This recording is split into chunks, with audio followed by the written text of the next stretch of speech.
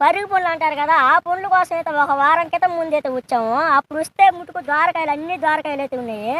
సరే వారం క్రితం ముందు అయితే వచ్చాం కదా, ఇప్పుడైతే పండ్లు ఉంటాయనేసి మళ్ళీ వచ్చేసాము మా ఊరు అడవిలోకి. అయితే మీకు చూపిస్తారండి. అవి కూడా ఈ చెట్టుకి కింద అయితే ఎక్కడ అయితే కాయలేదు, పైన ఎక్కడో కొమ్మకైతే కాస్తున్నాయి. నాతో పాటు అయితే మా ఊరిని అయితే తీసుకుని వచ్చినాను. చూడండి, పిత్త చూపులు అయితే చూస్తున్నాడు.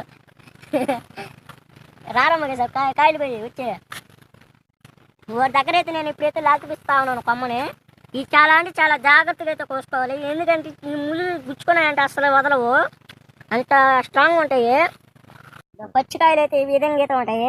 దోరకాయలు అయితే చూడండి, ఇంకో పండ్లు ఇప్పుడు కోసుకొని అయితే చూపిస్తాను. ఇప్పుడు వీటి టేస్ట్ ఎలా ఉందో చెప్తాను. టేస్ట్ ముట్టుకు పుల్లగా భలే ఉంది.